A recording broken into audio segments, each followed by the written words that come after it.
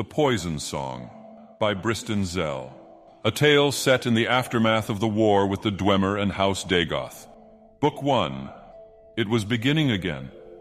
Even though everything seemed serene, the last embers crackling in the hearth, young servant girl and her child slumbering in a chair by the door, a tapestry half finished against the wall, waiting to be completed tomorrow. One of the moons visible through a milky cloud outside the window, a lone bird out of sight in the rafters, cooing placidly. Tay heard the first chords of the song strike dissonantly somewhere far away. The bird in the rafters croaked and took flight through the window. The baby in the girl's arms woke and began to scream. The song swelled in intensity, yet still remained subtle and stately in tempo. The movement of everything seemed to take on the rhythm of the music as if strange choreography had been staged. The girl rising to the window, the clouds reflecting back red from the inferno below, her scream all muted, consumed by the song. Everything that came thereafter Tay had seen so many times, it had almost ceased to be a nightmare. He did not remember anything of his life before coming to the island of Gorn, but he understood that there was something different in his past that set him apart from his cousins. It wasn't simply that his parents were dead. His cousin Benara's parents had also died in the war. Nor were the other housemen on Gorn or nearby Mournhold unusually cruel to him. They treated him with the same polite indifference that any Indoril has for every other 8-year-old boy that got underfoot. But somehow, with absolutely certainty, Tay knew he was alone. Different. Because of a song he always heard, and his nightmares.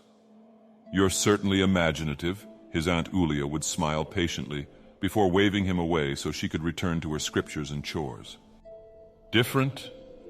Everyone in the world thinks they're different. That's what makes it such a common sentiment, said his older cousin Calcarith, who was studying to be temple priest and had a firm grasp on paradoxes. Tay thought for a moment. "We could play the Siege of Orsinium." "What's that?" asked Vaster, their constant companion, 3 years their junior. Orsinium was the home of the orcs, off in the Rothgarian mountains. For hundreds of years it kept growing bigger and bigger and bigger.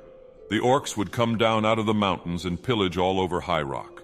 And then King Joel of Daggerfall and Gaden Shinji of the Order of Diagna and someone else I forget from Sentinel all joined together against Orsinium. For 30 years they fought and fought. Orsinium had walls made out of iron, and try as they might, they couldn't break through.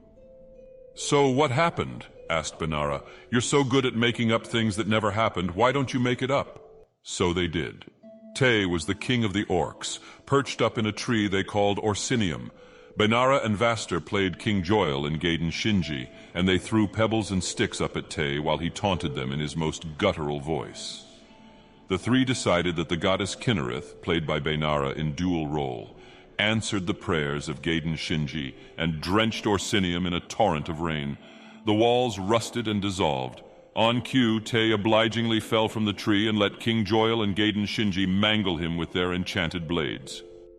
For the most of that summer, the year 675 of the First Era, Tay was nearly insensible by the power of the sun.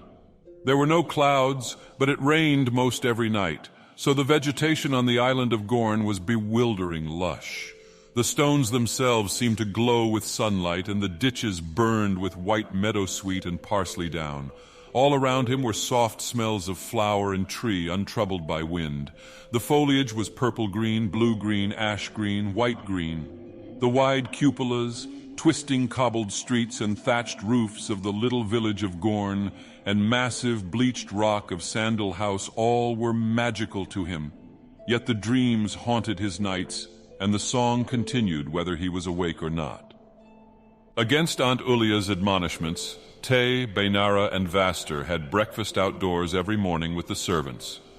Ulia would hold an interior breakfast for herself and any visiting dignitaries. Guests were rare, so she often ate alone. At first the servants would dine in silence, attempting gentility, but they broke down and would regale the children with gossip, reports, stories, and rumors. "Poor Arneely is laid up with a fever again. I'm telling you, they're cursed. The whole lot of them. Piss on the ferry and they piss right back on you. Doesn't little Miss Starcia look, oh, just a wee bit tight around the belly region lately? She's not. The only servant who didn't speak at all was Tay's nursemaid Ediba. She wasn't pretty like the other maids, but the scars on her face did not deform her. Her poorly set, broken nose and her short hair gave her a certain alien mystique. She would merely quietly smile at the gossip and look at Tay with almost frightening love and devotion. One day after breakfast, Baynara whispered to Tay and Vaster, "We have to go to the hills on the other side of the island." She had used such imperatives before and always had something wonderful to show. A waterfall, tucked away behind ferns and tall rocks. A sunny grove of figs. A discreet still some peasants had set up. A sickly oak twisted into a kneeling human figure. A collapsed stone wall that they imagined was thousands of years old, the last refuge of a doomed princess they named Morella. The three walked across through the forest until they came to a clearing. A few hundred feet beyond, the meadow sank to a dry creek bed, filled with small, smooth stones. They followed that into the dark woods where trees canopied high over their heads. Sporadic red and yellow blossoms burst along the moist underbrush, but they became rarer and rarer as the children marched on under the umbrageous oaks and elms. The air crackled with birds ticking a staccato choral piece, a minor chord of the song. "Where are we going?" asked Tay. "It's not where we're going, it's what we're going to see," replied Baynara. The forest surrounded the three children completely, bathed them in its tenebrous hues, and breathed on them with wet chirrups and sighs. It was easy for them to imagine that they were within a monster, walking along its twisted spine of stones.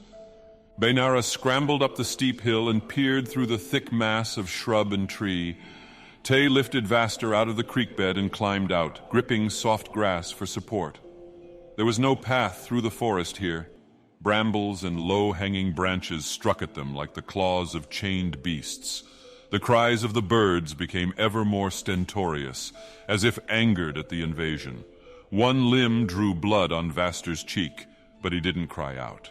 Even Baynara, who could pass like an ethereal creature through impenetrable forests, had a braid catch on a bramble, ruining the intricate pattern a servant had woven hours before.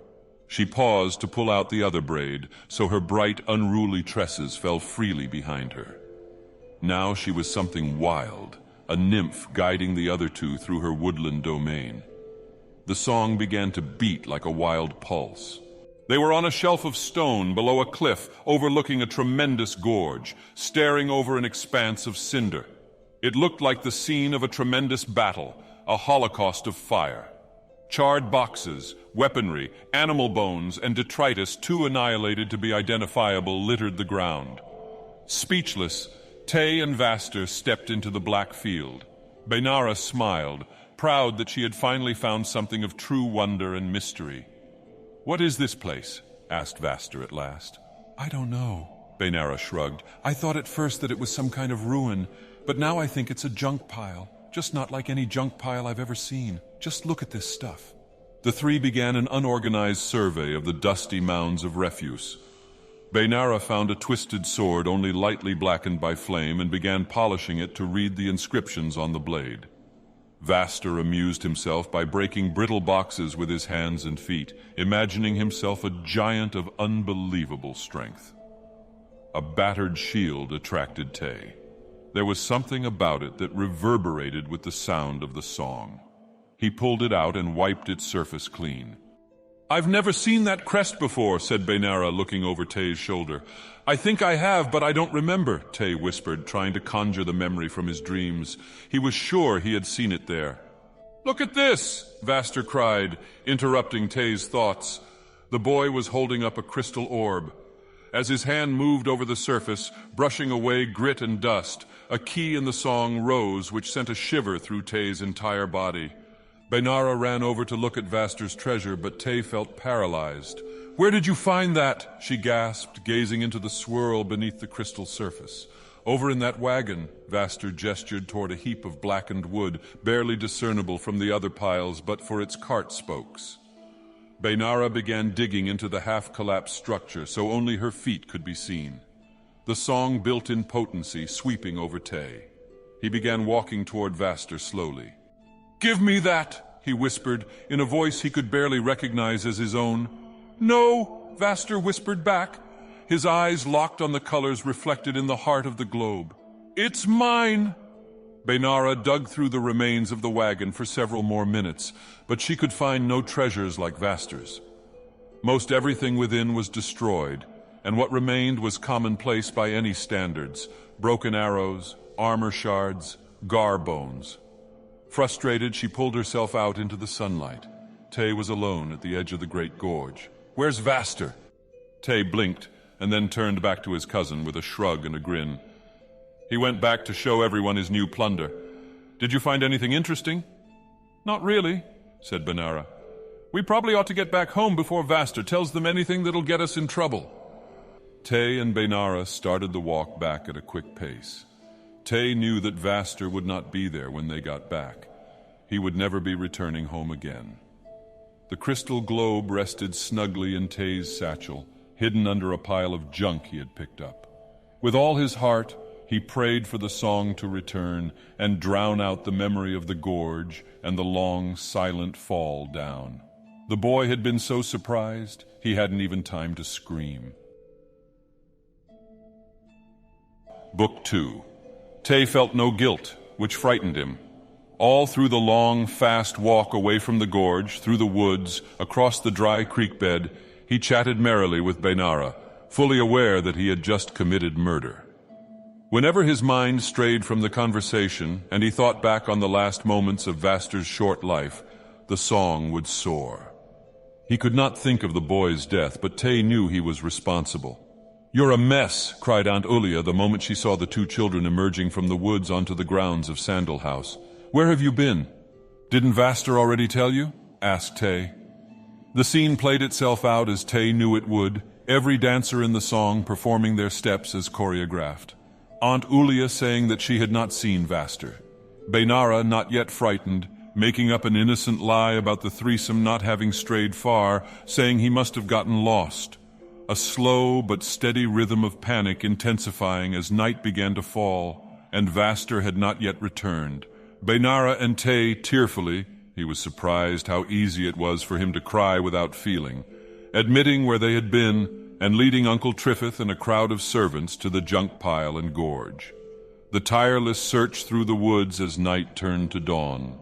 The weeping, the light punishment, merely cries of anger that Bainara and Tay suffered for losing their young cousin. It was thought from their stricken expressions that the children felt guilty enough. They were sent to bed at dawn while the hunt through the woods continued. Tay was drifting to sleep when his nursemaid Ediba came into his room. The look of unwavering love and devotion had not left her eyes, and he sank gratefully into his dreams and nightmares with her holding his hand. The song wafted almost imperceptibly through his consciousness as he again had the vision of the room in the castle. The girl and her baby, the bird in the rafters, the dying fire. The sudden explosion of violence. Breathless, Tay opened his eyes. Ediba was stealing out the door, softly humming the song to herself. In her hand was the crystal globe from his satchel. For a moment he hesitated, about to cry out. How did she know the song? Was she aware that he had murdered another boy to get the globe? Somehow he knew that she was helping him, that she knew all and loved him and sought only to protect him. The next day and the next week and the next month were all the same. No one spoke very much, and when they did, it was to suggest new places to look for the missing boy. Everywhere had been searched thoroughly. Tay was curious why they never looked in the gorge, but he understood how inaccessible it was. A side effect of Vaster's absence was that the tutorial sessions with Kenegafrisi took on a more serious, even academic quality. The younger boy's high spirits and meager attentiveness had always cut the lessons short, but sensible Bainara and quiet Tay were ideal pupils. He was particularly impressed by how focused they became during a rather dry history lecture about the heraldic symbols of houses of Morrowind. The crest of the Hlalu features a scale, he sniffed disdainfully. They see themselves as the great compromisers, as if that were something honorable. Many hundreds of years ago, they were the tribesmen following Resdain who chose... Pardon me, Kina, asked Bainara, but what is the crest with the insect on it? You don't know House Redoran? Asked the tutor, lifting up one of the shields. I know you have a sheltered life on Gorn, but you're surely old enough to recognize... Not that one, Kina, replied Tay. I think she means the other crest with an insect. I see, nodded Kina Gafrisi, brow furrowed. Yes, you would be too young to have ever seen the crest of the sixth house, the House of Dagoth.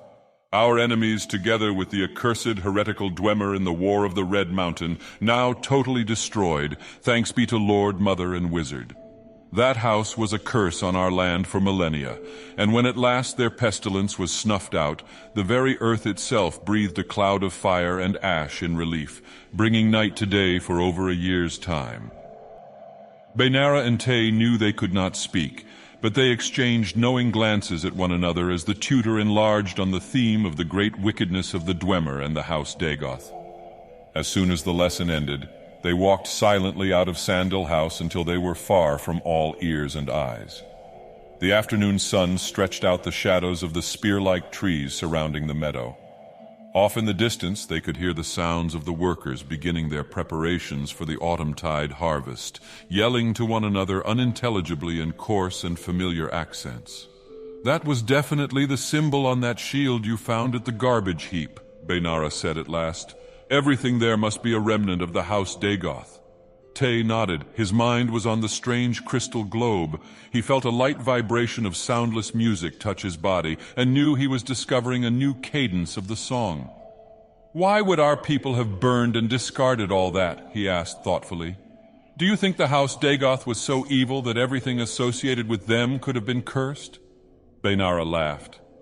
At the height of day, all talk of curses and the evil sixth house were pure supposition. Something to add romance to one's life, but nothing to worry about. The two children walked back to the castle for yet another in a series of cold, quiet dinners. As the night fell, Bainara looked through the treasures she had picked up in the junk heap. By the light of the moons, the small jars, the torque with orange gemstones, the bits of tarnished silver and gold of no obvious purpose, all took on a sinister aspect. Revulsion overtook her feeling of admiration instantly. There was a strange energy to them, a tincture of death and corruption that was undeniable. Bainara ran to the window and vomited. Looking out to the dark open lawn below, she saw a figure below lighting an arrangement of candles in the shape of a large insect, the symbol of the House Dagoth. When it looked in her direction, she pulled back, but she saw the face illuminated by the tallows. It was Ediba, Tay's nursemaid. The next morning, Bainara left the castle grounds early, bearing a large sack filled with her treasures. She carried them to the dumping ground and left them there. Then she returned and told her Uncle Triffith what she had seen the night before, leaving out only what had made her sick in the first place. Ediba was banished from the Isle of Gorn without discussion. She wept, begging to be allowed to say goodbye to Tay, but all believed that would be too dangerous. When Tay asked what had become of her, he was told she had to return to her family on the mainland. He had grown too old for a nursemaid. Bainara never told him what she knew, for she was afraid. Book 3. Tay was 18 in the year 685 of the First Era when he first saw Mournhold, the city of spires, home of the goddess. His cousin Calcarith, already a senior initiate in the temple, gave him a couple rooms on the ground floor of the house he had purchased. They were small and unfurnished, but bittergreen grew outside the windows, and when the wind blew, they filled his bedroom with a lovely, spicy air. The chords of the song did not trouble him anymore.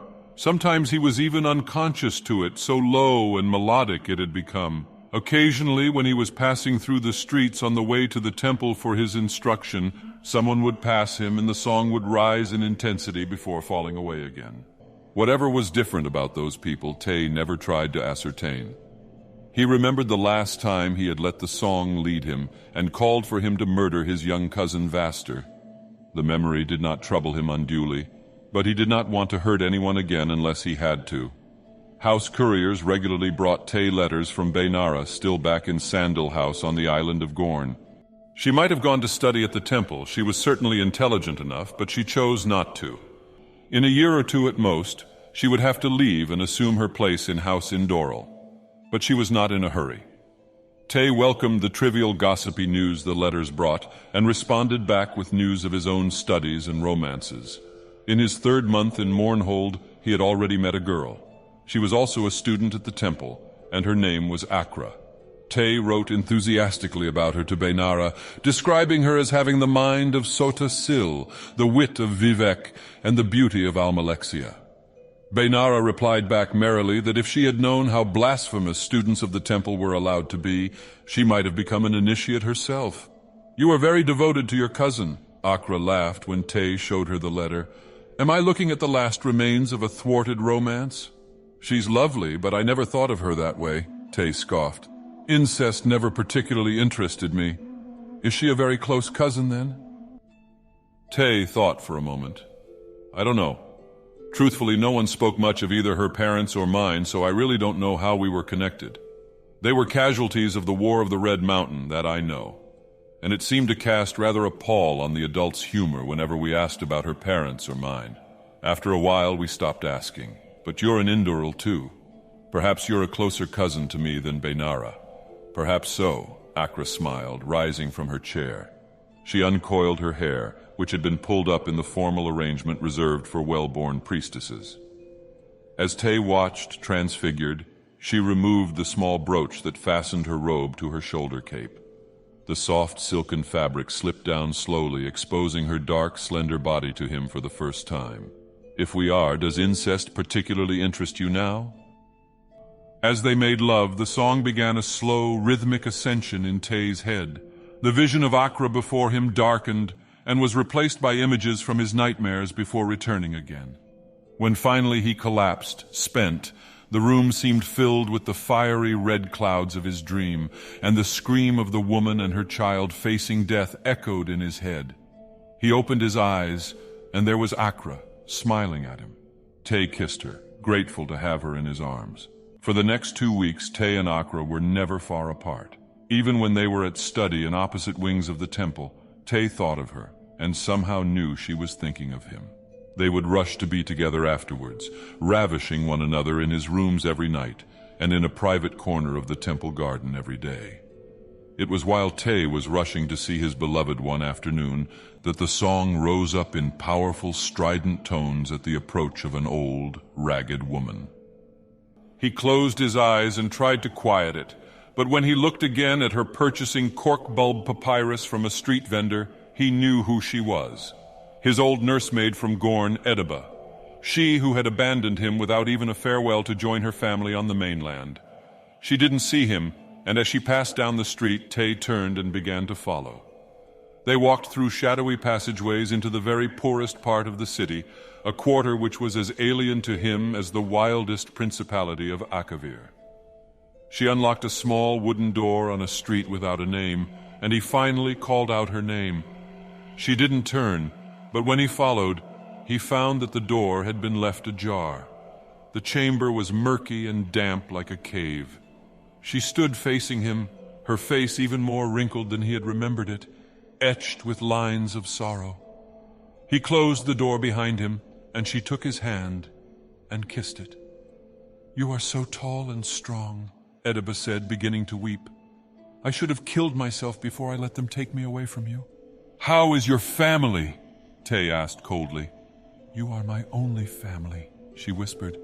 "The Indoral pigs forced me to leave, thrusting their blades in my face when they discovered that I serve you and your family, not them. That bitch girl Bainara saw me at a prayer of mourning." "You're speaking like a mad woman," Tay sneered. "How could you love me and my family but hate the House Indoril? I am of the House Indoril." "You are old enough to know the truth," Ediba said fiercely. Tay had bitterly joked about her madness, but he saw something close to it burning in her ancient eyes. "You were not born of House Indoril. They brought you into their house after the war, like they and the other houses brought in all the orphans. It was the only way they saw to erase history and remove all traces of their enemies, by raising their enemies as one of them." Tay turned toward the door. "I can see why you were taken away from Gorn, old woman. You are delusional. Wait! Ediba cried, rushing to a musty cabinet. She retrieved from it a glass globe that shimmered with a spectrum of color even in the chamber's gloom. Do you remember this? You slew that little boy Vaster because he possessed it, and I took it from your room because you were not ready to face the facts of your inheritance and responsibility then. Did you not wonder why this bauble drew you so? Tay gasped, and though he did not want to, he said, I hear a song sometimes. That is the song of your ancestors, of your true family, she said, nodding. You must not fight it, for it is a song of destiny. It will lead you to do what must be done. Shut up, Tay howled. Everything you say is a lie. You're insane. Ediba threw the globe to the ground with all her might, shattering it with a deafening retort. The shards melted into the air. All that was left was a small silver ring, simply wrought with a flat crown. The old woman quietly picked it up and handed it to him, while he stood with his back against the door, trembling. This is your inheritance, as the bearer of the 6th house. The ring's crown was meant for stamping and sealing official house proclamations. Tay had seen his uncle Trifith's similar ring, crested with the wing which was the seal of House Indoral. This ring was different, with an insect design which he remembered from the day when Kina Gafrisi had taught the house heraldry to Bainara and him. It was the symbol of the accursed House Dagoth. The song took over all of Tay's senses. He heard its music, smelled its horror, tasted its sadness, felt its power, and the only thing he could see before him was the flames of its destruction. When he took the ring and placed it on his finger, his mind was not aware of what he was doing, nor was Tay aware of anything but the song when he removed his dagger from its sheath and thrust it into his old nursemaid's heart. Tay did not even hear her final words, when Ediba fell bleeding to the ground and groaned with a blood-streaked smile, "Thank you." When the veil of the song lifted, Tay did not realize at first he was no longer dreaming. Before him had been flames, the very ones that destroyed the home of his birth, and flames were before him again. But they were flames from a fire he had struck outside the crumbling tenement that were already bursting through walls, consuming the body of his old nursemaid. Tay fled through the streets as people began to call for the guards. Book 4. Akra sat by the hearth in Tay's room, reading her book by the fire. It concerned some minutiae of theosophy that she did not believe in, but nevertheless found morbidly compelling. When the door opened and she heard Tay enter, she finished the paragraph she was reading before looking up. "I've been here for hours, darling. If I knew you were going to be so late, I would have brought more books," she giggled. When she saw Tay's face and the state of his clothing, her manner lost all frivolity. "What happened to you? Are you all right?" "I've been to see my old childhood nursemaid, Ediba," he said in a strange voice. "It was a sudden change of plans. I hadn't realized she was in Mournhold." "I wish I had known where you were going," she said, rising slowly from her chair. "I would have loved to have met her. Well, it's too late now. I've killed her." Akra inhaled deeply, studying Tay's frozen face. She took his hand. "Perhaps you ought to tell me everything." Tay let his beloved lead him to the hearth, where he sat blinking at the fire. He looked down at the silver ring on his finger. "Before I killed her, she gave me this. It's the sealing ring of the House Dagoth. She told me I was the bearer of the inheritance, and the song I hear all the time in my head, the one that called me to kill another boy when I was young, and then Ediba herself, is the song of my ancestors." Tay fell silent. Akra knelt by his side, stroking his ringed hand. "Tell me more." "My tutor, Kina Gafrisi, taught us that the House Dagoth was a curse on Morrowind. He said that when they were all destroyed at the end of the war, the very earth itself breathed in relief." Tay closed his eyes. "I can see the obliteration. I can even hear it in the song. Ediba told me that the 5 houses adopted the orphan children of Dagoth, raising them in their own traditions. I thought she was mad or a liar, but the real lie was all those years I thought my family was House Indoral." "What are you going to do?" Akra whispered. "Well, Ediba told me to follow the song to my destiny," Tay laughed bitterly. "But the song led me to kill her, so I don't know if she'd still give me that recommendation now. I know that I need to leave Mournhold." Before I knew what I was doing, I set a fire in her tenement. The guards were called. I just don't know where I'd go. You have many friends to shield you if you prove yourself to be the new leader of the return of the Sixth House. Akra kissed the ring. I will help you find them. Tay stared at her. Why would you help me? When you thought I was your cousin of the House Indoral, you did not mind having me, though it might well have been incestuous. Akra replied, meeting his eyes. I have heard the song too. It is not as strong with me as it was with you, but I never chose to ignore it. It taught me more than the ridiculous temple priests and priestesses ever could. I knew that my true name was Dagoth Akra, and I knew that I had a brother. No, Tay said through gritted teeth. You're lying. You are Dagoth Tython. Tay shoved Akra hard against the wall and ran from the room. As he fled through the hall, he heard the sound of Calcarith's footfall on the stairs behind him, a percussive instrument in the song that was rising in his heart and head. Cousin, the senior initiate was saying, have you heard about the fire? Tay unsheathed his dagger and turned, burying it to the hilt in Calcarith's throat. Cousin, he hissed, I am not your cousin. The streets of Mournhold were lit by the red glow of the tenement fire, spreading through the tight alleyways by a steady and intense gust of wind. It was as if Degoth himself was looming over the city, fanning the flames his heir had struck.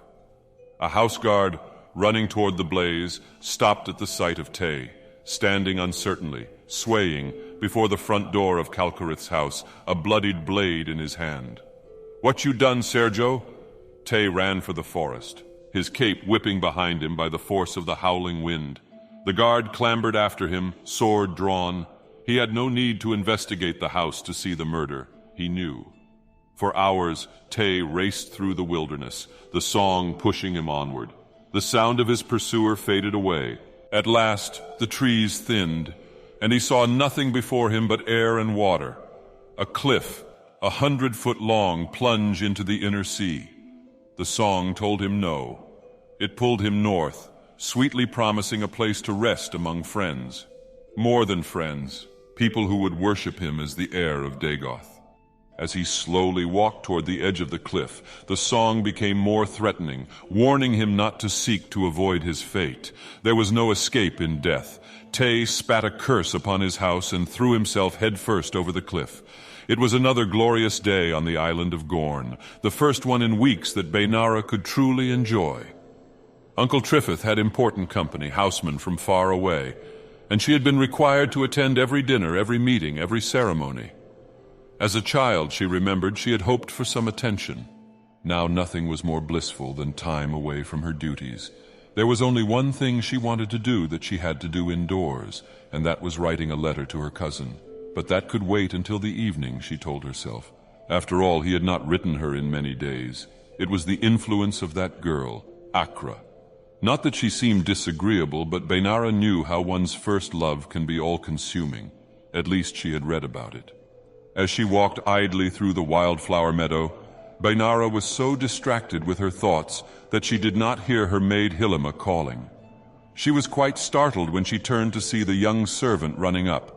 Sergio, she said breathlessly, please come. Someone has washed up on the shore. It's your cousin, Sergio Indoril Tay. Book 5.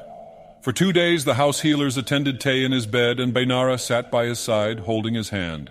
He was feverish, neither asleep nor awake, screaming at invisible phantoms. The healers complimented the young man's fortitude. Bodies had washed ashore on the island of Gorn several times, many during the war, but never once had they seen one that lived afterwards. Aunt Ulia came in several times to bring Bainara food. You must be careful, dear, or when he's all well, he'll have to attend you on your sickbed. Tay's fever broke, and at last he was able to open his eyes and see the young woman with whom he had spent 17 years, all but the first year of his life. She smiled at him and called for food. In silence, she helped him eat. I knew you wouldn't die, cousin, she whispered fondly. I hoped to, but somehow I knew I wouldn't either, he groaned. Bainara, do you remember all those nightmares I told you about? They're all true. We can talk about it when you've rested some more. No, he croaked. I must tell you everything now, so you'll know what kind of a monster you call your dear cousin Tay. If there was some way you could have known before, you might not have been so eager to see me well again." A tear rolled Benara's cheek. She had grown into a beauty, even in the few months he had been away in Mournhold. "How can you think I would stop loving you, no matter what you've done? I saw my old nursemaid Ediba and spoke to her." Oh, Benara had feared this moment. "Tay, I don't know what she told you, but it was all my fault. You remember when Kina Grafisi taught us about the house Dagoth and its corruption? That night I saw your nursemaid making some kind of altar out on the north lawn, using the symbol of the sixth house. She must have been doing it for years, but I never knew what it meant. I told Uncle Triffith and he sent her away. I've wanted to tell you so many times now, but I was afraid to. She was so devoted to you." Tay smiled. "And didn't it frighten you even more to wonder if there was any connection between her devotion to me and her devotion to the accursed house? I know you, Benara. You're not one of those women who doesn't choose to use her mind. Tay, I don't know what she told you, but I think she was very troubled, and whatever she thought about you and the sixth house was wrong. You have to remember that. The ramblings of one madwoman are proof of nothing. There's more." Tay sighed and held up his hand. For a moment he blinked and then turned to Benara angrily. "What happened to my ring? If you saw it, you must have known already that everything I'm saying to you is true. I threw the filthy thing away." Benara stood up. "Tay, I'm going to let you rest now. I am the heir of House Degoth." Tay was wild-eyed, almost screaming. "Raised after the war as House Indoril, but driven by the song of my ancestors. When we were young, I killed Vaster because the song told me he had stolen my inheritance. When Ediba told me who I was and gave me this ring, I killed her and burned her house to the ground, because the song told me she had served her purpose. When I returned to Calcarith's house, my love was there telling me that she was of the House Dagoth too, and my sister. I fled, and when Calcarith tried to stop me, I slew him because the song told me he was an enemy." "Tay, stop!" Benara sobbed. "I don't believe a word of it. You've been feverish." "Not Tay." He shook his head, breathing heavily. "The name my parents gave me was Dagoth Tython. You can't have killed Ediba, you loved her. And Vaster and Calcarith, they were our cousins." "They were not my true cousins," Tay said coldly. "The song told me they were my foes. Just as it's telling me now that you're my foe, but I won't listen, and I'll keep from listening, as long as I can." Benara fled from the room, slamming the door behind her. She took a key from her startled maid Hilima and secured the lock. "Sergio Indoril Benara," Hilima whispered with great sympathy. "Is all well with your cousin, Sergio Indoril Tay?" "He'll be perfectly fine once he rests." Benara recovered her dignity, wiping the tears from her face. "No one is to disturb him under any circumstances. I'll take the key with me. Now I have much work to do. I don't suppose anyone's spoken to the fishermen about restocking Sandal House's supplies." "I don't know, Sergio," said the maid. "I don't think so."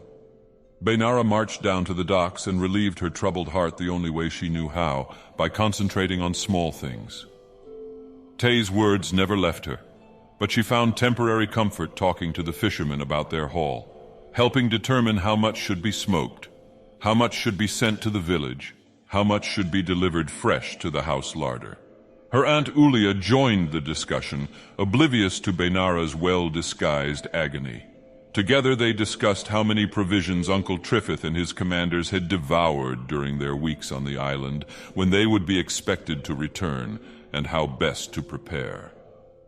One of the fishermen on the docks called out, interrupting, "A boat is coming!"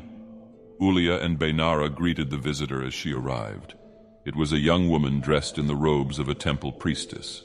As she docked her small boat, Benara marveled at how beautiful she was, and strangely familiar. "Welcome to Gorn," said Benara. "I am Indoril Benara, and this is my aunt Indoril Ulia. Have we met before?" "I don't believe so, Sergio," the woman bowed. "I was sent by the temple to inquire whether word had come from your cousin, Indoril Tay. He has been missing from his classes for some days now, and the priests have become concerned." "Oh, we should have sent word," Ulia fretted. "He came here a few days ago half-drowned. He's better now. Let us escort you up to the house." "Tay's resting now, and I asked that he not be disturbed," Benara stammered. Actually, I know it's dreadful manners, but I need to talk to my aunt for a moment. Would it be too terrible if I asked you to wait for us at the house? You have only to follow the path up the hill and across the lawn." The priestess bowed again humbly and began the walk. Ulia was scandalized. "You know better than to treat a representative of the temple that way," she snapped. "You can't be so exhausted from tending your cousin to have lost all sense of civility." "Aunt Ulia," Bainara whispered, drawing the woman away from the ears of the fisherman. "Is Tay truly my cousin? He believes himself to be of the house Dagoth." Ulia took a moment to respond. "It's true. You were just a baby yourself during the war, so you couldn't know what it was like. There was not a part of Morrowind that wasn't ravaged. There was even a battle here on the island. Do you remember that burned pile of wreckage you and Tay and poor little Vaster discovered so many years ago? That was the remains. And after the war, when that accursed house was finally defeated, we saw the little innocents, the orphans whose only crime had been born to wicked parents. I admit there were some in our armies, the combined forces of the houses, who would have had them all slaughtered to annihilate the legacy of Dagoth. In the end, compassion prevailed, and the children of the sixth house were adopted into the other five. And so we thought that we had won the war and the peace. By the Mother, Lord and Wizard, if all that Tay believes is true, then there is no peace." Bainara trembled. "He claims that the song of his ancestors called to him and forced him to slay 3 people, 2 of them our housemen, cousin Calcarith and, when he was a little boy, Vaster." Ulia held her hands over her tearful face and could not speak. "And it is only beginning," said Bainara. "The song still calls to him. He said there were others who knew, who would help him raise up the sixth house. His sister—" "It must be an evil fantasy," Ulia murmured. She noticed that Bainara's gaze was now upon the path leading from the docks towards the house. "Niece, what are you thinking?" "Did that priestess give us her name?" The 2 women ran up the path, calling for guards. The fishermen, who had never seen the mistresses of the house so undone, looked briefly at one another and then followed quickly behind, pulling out their hooks and blades. The front gate to Sandil House stood wide open, the first of the corpses lying close within. It was now an abattoir, painted fresh with blood. There was Anar, Uncle Trifith's valet, gutted but still seated at the foyer table where he had been enjoying his afternoon glass of Flynn. Lorene, one of the chambermaids, had been decapitated while carrying some once clean linens up the stairs. The bodies of guards and servants sprawled about the hall like blown leaves. At the top of the stairs, Bainara had to hold back a sob when she saw Hilima. She lay like a broken doll, slain as she tried to pull herself out onto the narrow window ledge. No one spoke, not Bainara, nor Aunt Ulia, nor the fishermen, as they walked slowly through the blood-drenched house. They passed Tay's sick room, its door broken open, and no one within. When they heard the sound of footsteps in Bainara's room down the hall, they approached slowly, cautiously, with great dread. The priestess from the docks was standing by the bed. In her hand was the silver ring Bainara had taken from Tay's finger. In her other hand was a long, curved blade, splashed like her once pristine gown with gore. She smiled prettily and bowed when she saw she was no longer alone. "Akra, I should have recognized you by Tay's description in his letters," Bainara said in her steadiest voice. "Where is my cousin?" "I prefer to call myself Dagoth Akra," she replied. "Your false cousin, my true brother, has already gone to fulfill his destiny. I'm sorry you were not here so he could give you a more permanent farewell." Bainara's face twisted in fury. She motioned for the fishermen, who advanced with their weaponry. "Tear her apart! The sixth house will rise again and Dagoth Tython will lead us." Akra laughed. Her words were still echoing as she gave the sign of recall and vanished like a ghost. Book 6. The magnificent sprawl of the stronghold of Indoranyon was aglow in the light of the setting sun. Commander Jasrat watched it slowly disappear into the horizon as he led the caravan southwestward. It was a strange practice for him to lead a night operation, but scarcely more bizarre than anything else he was facing. He was only 70 years of age, far from old for a Bosmer, and yet he felt like he belonged to another era. He had known the land of East Vardenfell his entire life. Every forest, every garden, every small village between Red Mountain and the Sea of Ghosts had been home to him. But now it was all different.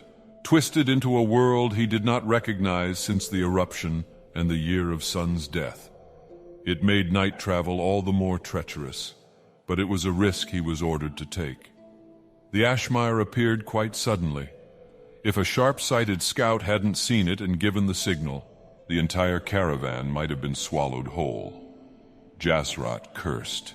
It had not been on the map, but that was hardly surprising. It was a huge, unnamed scathe stretching as far as anyone could see. The commander considered his options. He might lead his party to the southeast toward Tel Arun and then try an approach due west. As he consulted his map, he noticed a glimmer of a campfire in the distance. Accompanied by his lieutenants, Jasrat drove his guar forward to investigate what appeared to be an Ashlander man and woman. "This is no longer your realm," he bellowed. "Don't you know it's been ruled by the temple that these are houselands now?" The couple shuffled to their feet and began quietly walking away toward a narrow ridge between hill and Ashmere. Jasrat called them back. "Do you know a way around the scathe?" he asked. They nodded, their eyes still to the ground. Jasrat signaled to his caravan. "You will lead us then." It was a treacherous, winding crossing, almost too tight for the guars. The wagons themselves scraped as the drivers pulled to avoid the Ashmere. The Ashlander man and woman whispered to one another as they led the caravan. "What are you mumbling about, Noah?" Jasrat hollered. The man did not turn around. "My sister and I were talking about the Dagoth rebellion, and she was guessing that you were bringing arms to the stronghold at Falanserano, which is why you chose to cross the Ashmere rather than taking a road." "I might have known," Jasrat laughed. "You Ashlanders are so hopeful whenever you see signs of trouble in the houses and the temple. I hate to dampen your spirits, but what you're speaking of is hardly a rebellion, merely a few isolated incidents of unpleasantness. Tell your sister that." As they plodded onward, the narrow ridge began to taper even more. The Ashlanders found a low, jagged crevasse in the hills, a crack from a lava flow even predating Sun's death. The caravan scored the rock walls as it moved through. Commander Jasrat, after 20 years of uncertainty in a land he did not understand, felt a twinge of his old instinct. This, he thought to himself, would be a fine place for an ambush. "Ashlander, how close are we?" he shouted. "We've arrived," Dagoth Tython replied and gave the signal. The assault was over in mere minutes, as it had been calculated from the start. When the last body of the house guard had sunk beneath the Ashmere, only then was the inventory of the caravan revealed. It was better than they had hoped, virtually everything the rebellion needed. Daedric swords, dozens of suits of armor, quivers of fine ebony bolts, and rations enough to last for weeks. "Go on ahead to the camp," Tython smiled at his sister. "I'll lead the caravan. We should be there within a few hours' time." Akra kissed him passionately and gave the sign of recall. In an instant, she was back in her tent, exactly as she had left it.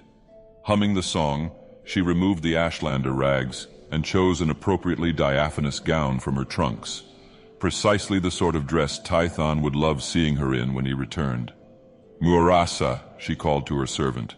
"Summon the troops together. Tython and the others will be here very soon with all the weapons and rations we need." "Muarasa can't hear you now," said a voice Akra hadn't heard in weeks. She turned, expertly removed every trace of surprise from her face. It was indeed Indoril Benara, but not the quivering creature she had left behind at the massacre at Sandal House. This woman was an armored warrior who spoke with mocking confidence. "She wouldn't be able to summon the troops if she could. You may have weapons and rations, Akra, but there's no one left to arm or feed." Dagoth Akra made the sign of recall, but nothing happened. "The moment we heard you banging around in the tent, my battle mages cast a diffusion of all magicka," Benara smiled, opening the tent further to invite a dozen house soldiers in. "You won't be leaving. If you think that my brother will walk into your trap, you underestimate his allegiance to the song," Akra sneered.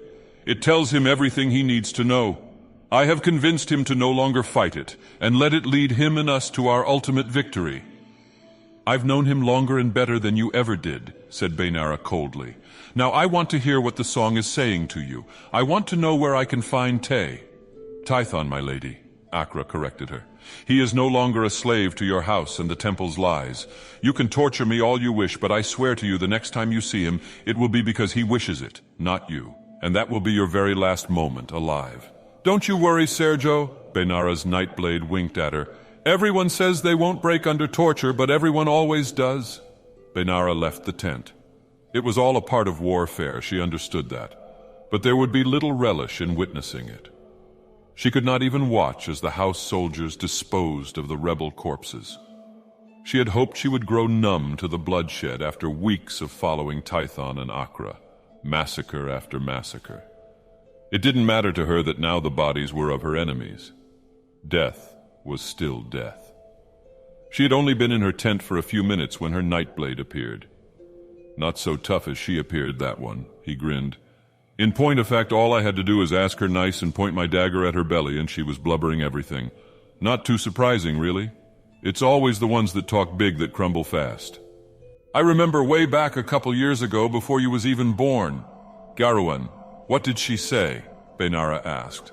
The song, whatever that is, told her brother that she got herself caught, and not to return to camp, the Nightblade replied, only a trifle annoyed at having his fascinating story cut short. He's got a half-dozen mirror with him, and they're going to try to assassinate the fella that led the Indoral army in the war, General Indoral Triffith. Uncle Triffith? Benara gasped. Where is he stationed now?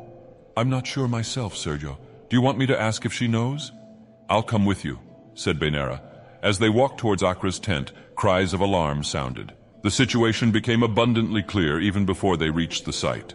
3 guards were dead, and the prisoner had escaped.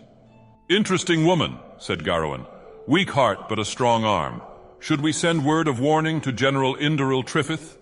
If we can find where he is in time, said Benara. Book 7. Triffith stood on the parapets of Beric and considered the volcano. Metaphors the poets used fell rather flat in his view. A festering wound it could be called with its blood-like lava. The King of Ash, too, could be applied when one looked at its perpetual crown of smoke. And yet, none of that would do, for nothing in his experience could convey the sheer magnitude of the mountain. Red Mountain was many miles away from the fortress, and yet it filled the horizon utterly. Before he could feel too small, however, he heard his name being called within. It was some consolation that though he was insignificant compared to the mountain, he was still in possession of certain power and influence. General Indoral Triffith, said Commander Rail, there's trouble at the east gate. The trouble was scarcely more than a skirmish. An Ashlander, drunk perhaps on shine, had begun a fight with the house guards at the back gate. As they tried to drive him away, his cousins joined him, and soon there were 6 Ashlanders altogether brawling with a dozen of Triffith's guards. If the Enois had not been well armed, the fight could have been finished almost before it began. As it was, by the time the general arrived with more of his guards, 2 of the Ashlanders were dead, and the others had taken flight. It's the smoke in their brains, Rail shrugged. Makes them mad. Triffith climbed back up the stairs and returned to his chamber to dress for dinner. General Redoran Vorilk and Councillor Hlalu Nothok would be arriving very shortly to discuss the temple's plans for reorganizing the houselands of Morrowind. Mournhold was to be renamed Almalexia. A great new city in honor of Vivek was to be built. But with whose gold? It made his head hurt. There were so many details. A long night of argument, threats, and compromises were ahead. The general's mind was so occupied that he nearly put his house robes on backwards. He also did not notice the shadowy figure steal out from behind the tapestry and close the door to the bedchamber. It was not until Triffith heard the sound of the latch bolt fall that he turned around. Slipped in when I was distracted by the fracas at the back gate. Very clever, Tay, he said simply. Or do you call yourself Dagoth Tython these days? You should know all my names, the young man snarled, unsheathing his sword. I was Tython before you butchered my family and sought to dispel my tribe. I was Tay when you brought me into your house to poison me against my own people. Now you may call me Vengeance. There was a knock on the door. Tython and Triffith did not move their eyes from one another. The knocking became a loud pounding. General Indoral Triffith, are you well? Is there something wrong? If you're going to kill me, boy, you'd best do it quickly, Triffith growled. My men will have that door down in 2 minutes. You don't tell me what to do, uncle. Tython shook his head. I have the song of my ancestors to instruct me. It tells me you made my father beg for his life before you killed him, and I want to see you do the same. If your ancestors are all-knowing, Triffith smiled, why are they all dead? Tython made an inhuman noise in the back of his throat and advanced. The door began to buckle at the pounding, but it was sturdy and secure. The general's estimate of its life expectancy at 2 minutes seemed clearly erroneous. The pounding suddenly stopped. A familiar voice replaced the sound. "Tay!" called Benara. "Listen to me!" Tython smirked. "You're just in time to hear your uncle beg for his miserable life, cousin. I was afraid you'd be too late. The next sound you'll hear will be the death rattle of the man who slaved my house. The song is what's enslaved you, not Uncle Triffith. You can't trust it. It's poisoning you. It let you be manipulated first by that mad old woman, and now by that evil witch Akra who calls herself your sister." Tython pressed the tip of his sword so it touched the general's throat. The older man stepped backwards and Tython advanced. His eyes followed the length of his arm to the grip of the blade. The silver ring of Dagoth caught the red light of the volcano from the battlements outside the window. "Tay, please don't hurt anyone anymore. Please, if you just listen to me, and not the song, just a moment, you'll know what's right. I love you." Benara stifled her sobs to keep her voice clear and calm. There was a noise on the stairwell behind her. The general's guard had finally arrived with the battering ram. The door splintered and burst open in 2 strikes. General Indoral Triffith was holding his throat, staring out the window. "Uncle, are you all right?" Benara ran to him. He nodded his head slowly and removed his hand. There was only the barest of scratches on his neck. "Where's Tay?" "He jumped out the window," said Triffith, pointing out into the distance where a figure was riding a guar toward the volcano. "I thought he was going to kill himself, but he had an escape figured out." "We'll get him, Sergio General," said Commander Rael, calling to the guards to get their mounts. Benara watched them go and then kissed her uncle quickly and ran out to her own gar in the courtyard. Sweat drenched Tay's body as he rode closer and closer toward the summit of Red Mountain. The gar was breathing hard, trudging along even more slowly, letting out little grunts of complaint about the heat. Finally, he abandoned his steed and began to climb the near vertical surface. Ash blew down the face of the volcano into his eyes. Near blind, it was almost impossible to ignore the persistent, clamorous notes of the song. A silken stream of crimson lava, studded with crystalline formations, surged a few feet away, close enough that Tay could feel his flesh begin to burn and blister. He turned from it and saw a figure emerge through the smoke. Benara. "What are you doing, Tay?" she cried over the howl of the volcano. "Didn't I tell you not to listen to the song?" "For the first time, the song and I both want the same thing," he yelled back.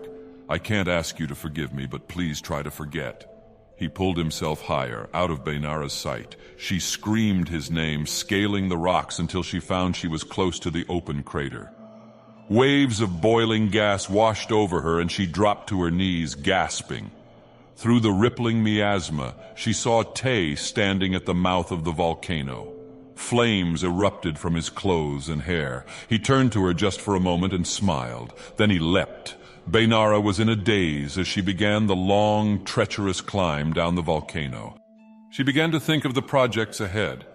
Were there enough provisions in storage at her house in Gorn for the meeting of the houses? The counselors were bound to stay there for weeks, maybe months. There was much work to be done.